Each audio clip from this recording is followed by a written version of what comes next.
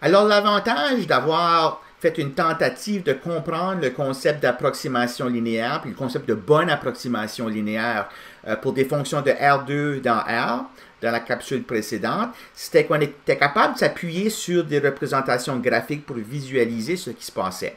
Alors, vous comprendrez que pour une fonction qui va de Rn vers Rm, en général, cette visualisation-là, en général, ne sera plus possible. Mais on a quand même accès aux notions là, de définition qu'on a posées pour s'appuyer. Et c'est ce qu'on va faire dans cette capsule ici. OK, on se souviendra qu'une fonction f qui va de Rn vers Rm est caractérisée par m fonctions composantes. Donc, chaque composante ici, c'est une fonction qui va de Rn vers R. Okay? Donc, chaque composante est une fonction scalaire. Alors, chacune de ces composantes-là dépend de n variables, x1 jusqu'à xn. Donc, je serais capable de prendre chacune de ces composantes f1 jusqu'à fm et puis de calculer des dérivées partielles par rapport à chacune des n variables. Alors, par exemple, ici, la première composante, je pourrais calculer la dérivée de f1 par rapport à x1. Je pourrais calculer la dérivée de f 1 par rapport à x2, puis je pourrais continuer comme ça, df1, dxn. Je pourrais faire la même chose ici, df2, dx1, df2, dx2, df2, dxn, et puis continuer comme ça. Puis à la fin, pour la m-ième composante, avoir dfm, dx1, dfm, dx2, dfm sur dxn. Donc, il y a m fois n combinaisons différentes de dérivées partielles qu'on peut construire pour une fonction qui va de Rn vers Rm. Puis ces combinaisons-là, on va les regrouper dans une matrice m par n. Ça va être ça le concept central qui vient définir la dérivée d'une fonction qui va de Rn vers Rm. OK, donc alors je vais poser la définition. Définition 2.18. Oups.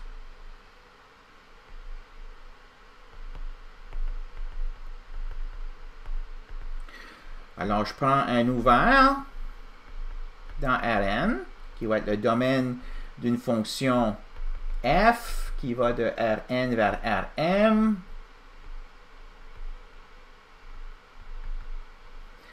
Et x0, un point qui est dans A, qui va être tel que chacune des dérivées partielles, des m fois n dérivées partielles au point x0 existe. Donc, toutes les combinaisons possibles de dérivées partielles des composantes par rapport à chacune des variables existent tous au point A. Alors, pour tout i allant de 1 jusqu'à m et pour tout j allant de 1 jusqu'à n. Alors, on appellera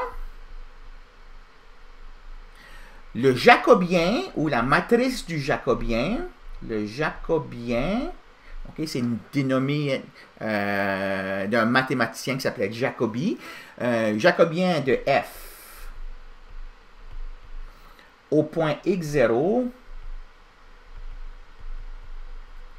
jacobien de f au point x0, la matrice m par n qu'on va désigner comme raccourci JF de x0, jacobien de f au point x0, c'est la matrice que je vous disais tout à l'heure, la matrice des dérivées partielles de chacune des composantes organisée de la manière suivante. Donc, la première ligne, c'est les dérivées partielles de f1 par rapport à chacune des n variables. Ensuite, df2, df3 jusqu'à dfm. dx1, dfm, dx2. Donc, l'ordre ici là, est très important. Okay, on met les composantes de f sur les lignes. puis les variables x1 jusqu'à xn dans les colonnes. OK, alors ça, c'est ce qu'on appelle la matrice du jacobien de f au point x0. C'est une matrice m par n, ce sont toutes des nombres. Hein. Toutes ces expressions ici, ça va être des nombres. Si on connaît f, là, on est capable de calculer ça au point x0, ça va nous donner des nombres. Donc, c'est une matrice numérique. Maintenant, on va être obligé de calculer une autre expression. On va prendre une variable x dans A quelconque, puis on va désigner, on désignera par JF x0 produit matriciel avec x moins x0. Donc, ça, c'est le produit matriciel de la matrice M par N JF x0 avec le vecteur que je vais mettre en colonne, avec le vecteur colonne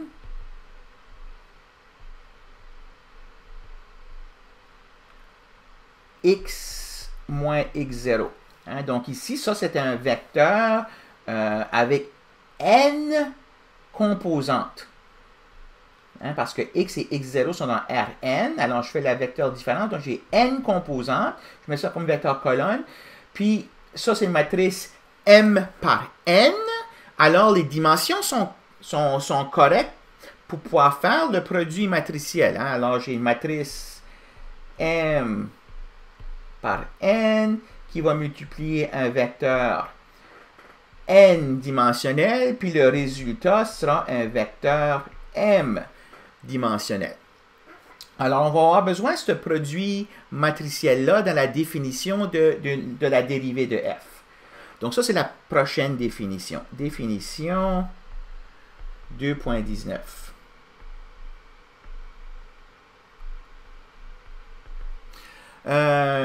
Toujours la même situation. A ouvert.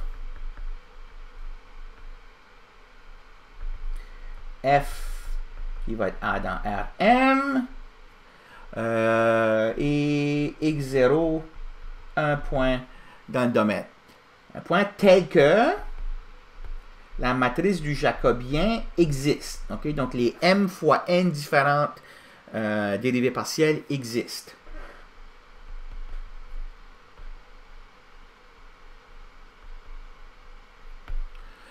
On dit que f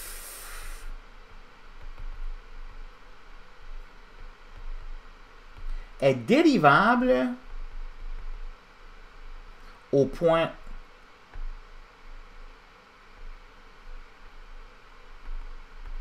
x0 si. Et puis, ici, on n'a pas accès à une représentation graphique, fait qu'on va se baser sur la définition qu'on a déjà posée dans les cas plus simples aux capsules antérieures. C'est cette définition-là qu'on va tout simplement généraliser de manière logique.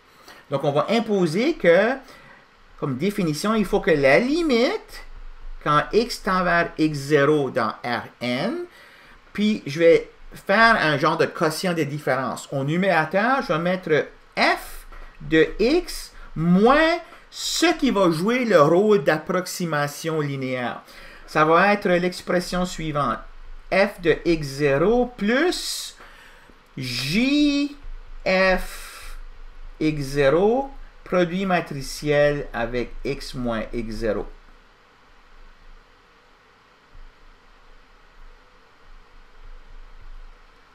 OK, donc c'est ça que je vais avoir au numérateur.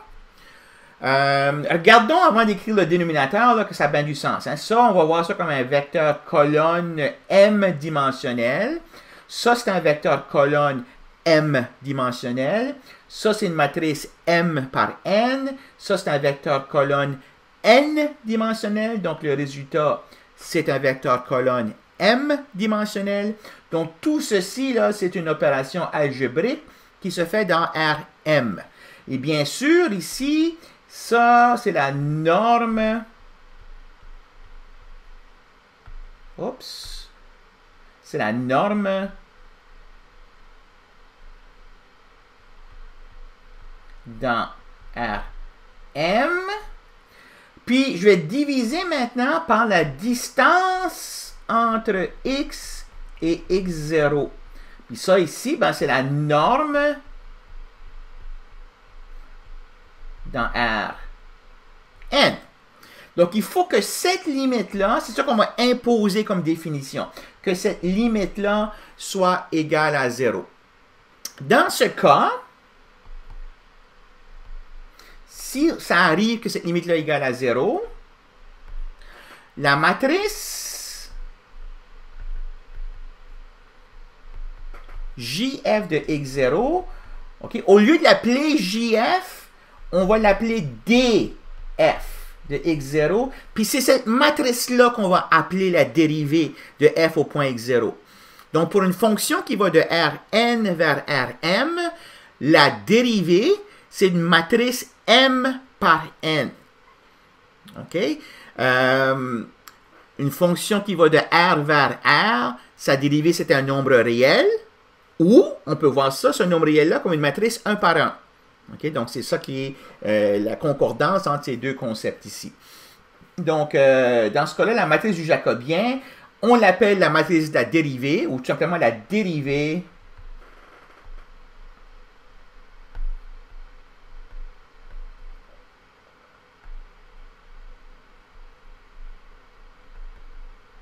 de f au point x0. C'est la seule matrice qui va faire de telle sorte que cette limite-là va être égale à 0. Okay? Donc, tout ça pour dire que la dérivée, si elle existe, elle est unique. Okay? Donc, c'est la seule matrice qui fait que cette expression ici soit vraie.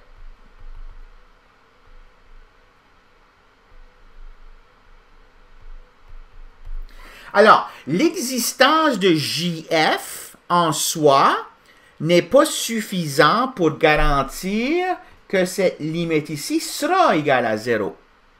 Par contre, quand la limite est égale à 0, on dit que la fonction f est dérivable, puis sa dérivée, c'est cette matrice-là, que dans ce cas ici, au lieu de l'appeler JF, on va tout simplement dire c'est DF, pour la dérivée. Dans ce cas-là, quand la limite est égale à 0, on a alors que f de x est approximativement égal à f de x0 plus df x0 produit matriciel avec x moins x0 si x est près de x0. Donc, c'est ceci qui devient l'approximation linéaire pour une fonction qui va de Rn vers Rm. Donc, on la dénote comme Lx0 de x. Ça, c'est l'approximation linéaire de f au point x0.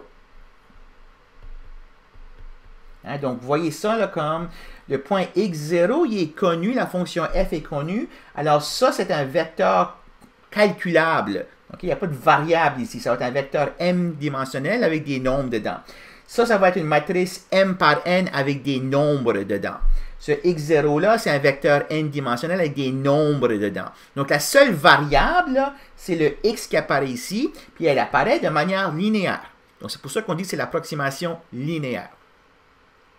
Donc, une remarque.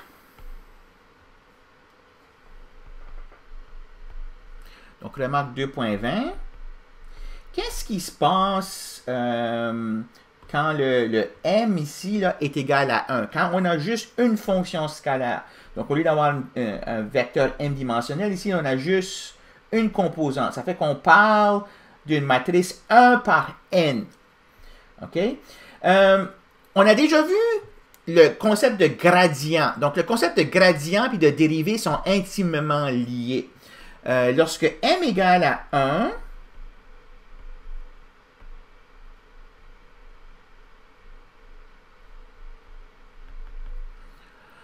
df x0 est une matrice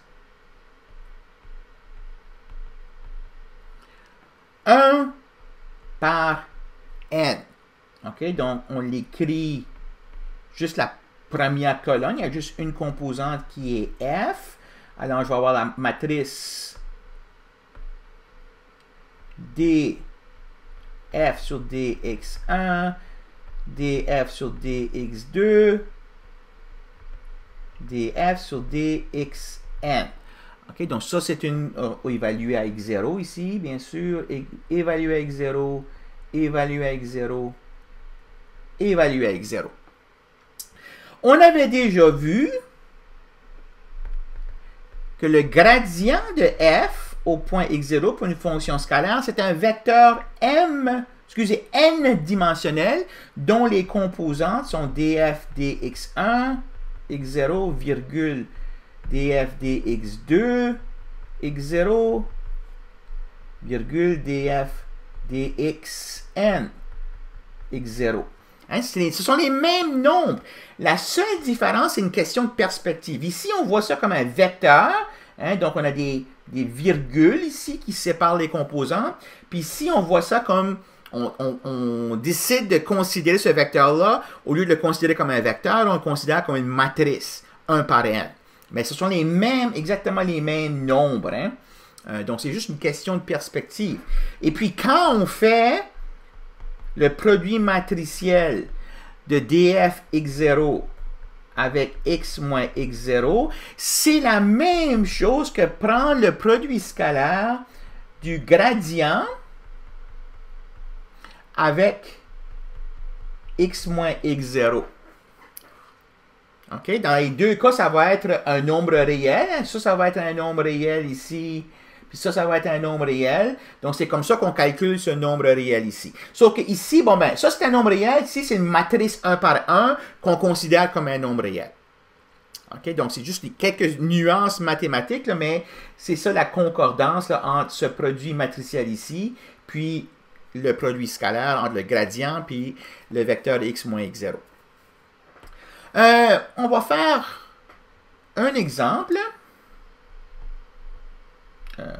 Remarque, exemple.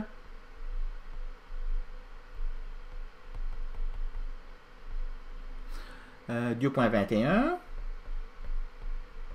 Deux parties. La première partie, c'est, on va prendre la fonction f qui va être R3 dans R2, définie par f de x, y, z égale, alors c'est une fonction qui va dans R2, alors il va avoir deux composantes. F1, ça va être z, e à la x, puis F2, ça va être x, e à la y. Calculer le jacobien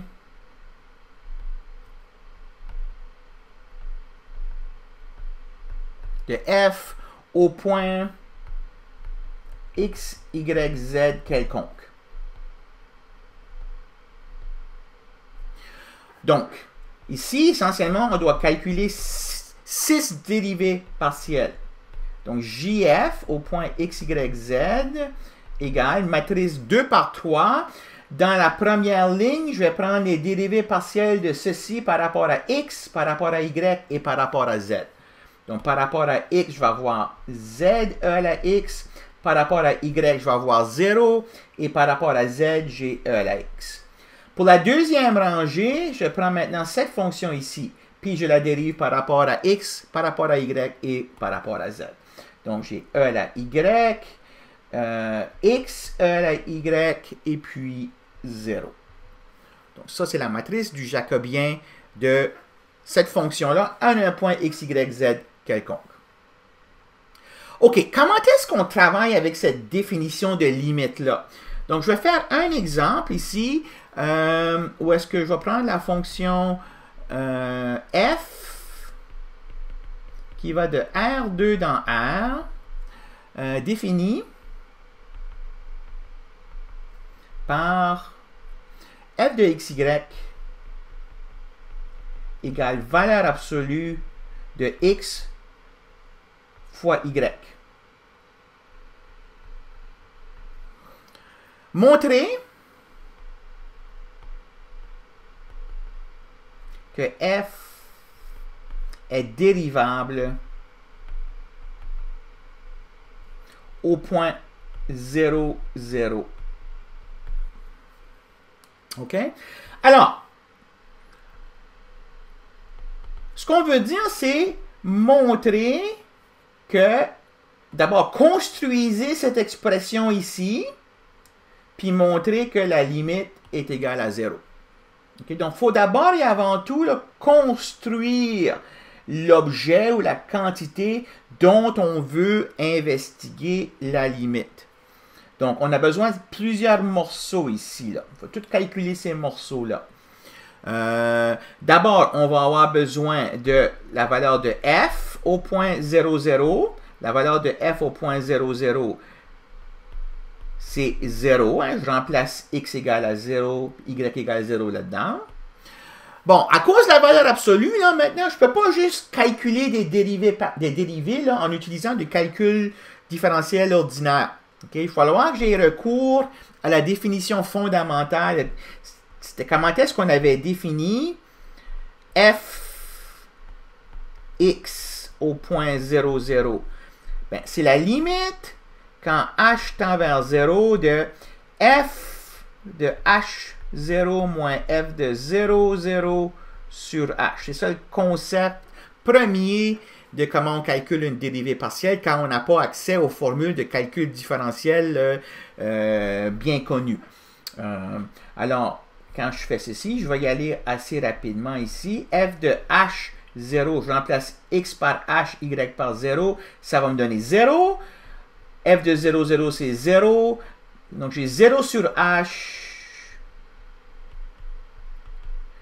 égale donc à 0. Donc, je simplifie le 0 sur h qui me donne 0, puis ensuite, je prends la limite, donc ça me donne 0. De la même manière, fy,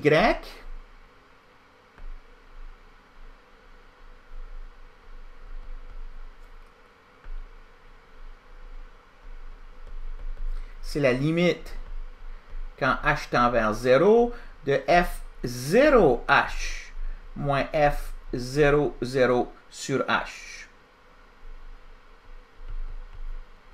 Et ça aussi, pour la même manière, ça va être 0.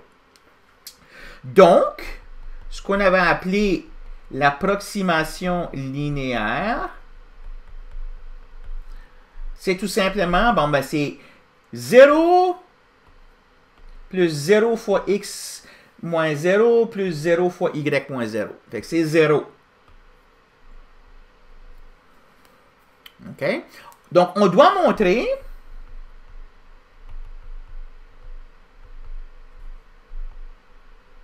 que la limite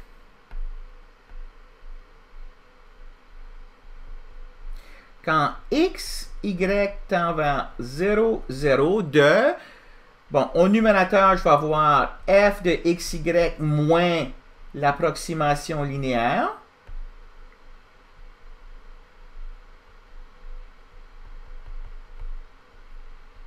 Puis au dénominateur, j'ai quoi? J'ai la distance entre xy et 0, 0. Fait que cette distance-là, c'est x carré plus y carré. Donc, je dois montrer que ça, c'est égal à 0. C'est-à-dire... limite quand x, y tend vers 0, 0 de, bon, f de xy ici, oups, f de xy, c'est valeur absolue de xy, ça c'est 0, donc j'ai valeur absolue de xy divisé par racine carrée de x carré plus y carré égale à 0. Donc c'est ça qu'on doit montrer pour que la fonction f soit dérivable au point 0, 0. Fait que là, maintenant, ça devient un calcul de limite, comme on a fait là, il y a quelques capsules passées. Hein, on peut même oublier l'origine de ceci, puis on se concentrer sur un problème qu'on aurait été capable de voir à une des capsules antérieures, montrer que cette limite-là égale à 0. Donc, on va utiliser epsilon delta encore une fois. On va essayer de se donner une intuition de si vous me donnez un epsilon, qu'est-ce que je devrais choisir comme delta pour que l'inégalité fondamentale de la définition soit maintenue. Bon, je ouvre une parenthèse, donc ici, je constate que valeur absolue de x, c'est la racine carrée de x au carré, qui sera toujours plus petit ou égal à racine carrée de x carré plus y carré, peu importe x, y. Idem pour valeur absolue de y, c'est racine de y carré, qui sera toujours plus petit ou égal à racine de x carré plus y carré. Donc, ce que j'ai au numérateur ici, là, valeur absolue de xy, ben c'est valeur absolue de x fois valeur absolue de y. Puis chacun de ces deux termes-là est plus petit que racine de x carré plus y carré. Alors, pourquoi j'ai choisi ça? C'est afin de pouvoir simplifier ou annuler le dénominateur qui arrive ici, là, okay, qui nous embête un peu. Donc, ça me permet de dire que valeur absolue de xy, c'est valeur absolue de x fois valeur absolue de y, qui va être plus petit ou égal à racine de x carré plus y carré fois racine de x carré plus y carré, okay, qui est égal à x carré plus y carré. Donc, quand je regarde l'expression que j'ai ici, je peux la borner. Alors, valeur absolue de xy sur racine de x carré plus y carré est plus petit ou égal à x carré plus y carré sur racine de x carré plus y carré, qui, bien sûr, après simplification, c'est racine de x carré plus y carré. OK? Donc, ça termine le calcul du brouillon. Maintenant, je reviens au défi epsilon delta. Vous allez me donner un epsilon, puis moi, je dois choisir un delta tel que quand... Donc, qu'est-ce qu'on remarque ici, là, c'est que l'expression que j'ai ici, là, ça sera plus petit que delta. OK? Donc, quand j'allais choisir mon delta de manière convenable, je veux de telle sorte que quand j'arrive ici, je vais pouvoir dire que ça, c'est plus petit que epsilon. Fait qu'on voit bien qu'en choisissant delta égale à epsilon, que tant que ça va être plus petit que delta, ça sera plus petit qu'epsilon en vertu de la chaîne d'inégalité que j'ai ici. OK? Alors, ça, comme je dis, ça ferme la parenthèse, puis on pose l'argument suivant. Donc, pour epsilon plus grand que 0 quelconque,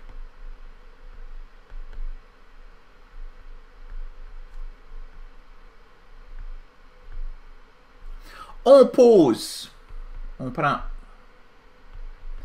delta égale epsilon, puis on a alors que lorsque la distance entre x, y et 0, 0, que je vous rappelle, c'est simplement x carré plus y carré, quand ça c'est plus petit que delta, alors l'expression valeur absolue de xy divisé par x carré plus y carré.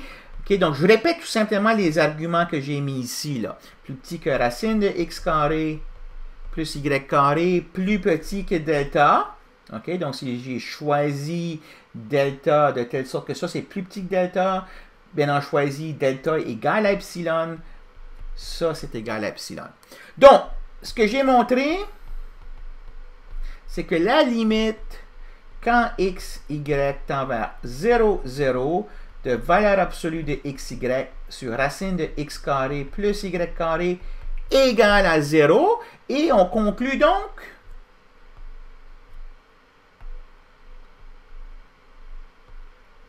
que f est dérivable au point 0, 0. Alors ça, c'est une preuve rigoureuse qui nous permet de dire que f est dérivable au point 0, 0. Rigoureux parce qu'on a montré que la définition est satisfaite. Hein, donc, on a littéralement montré là, que cette définition ici est satisfaite. Question, quelle est la dérivée?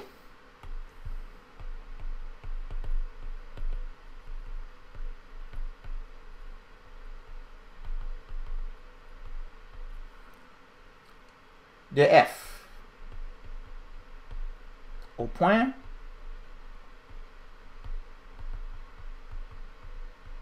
ben, c'est une matrice 1 par 2, c'est la matrice du jacobien qui, dans ce cas ici, Donc, df au point 0, 0, c'est la matrice du jacobien fx 0, 0, fy 0, 0, qu'on a calculé ici comme étant chacune égale à 0. Donc, c'est une fonction qui est telle que sa dérivée, c'est la matrice 0, 0. OK? Alors, ça termine cette capsule ici.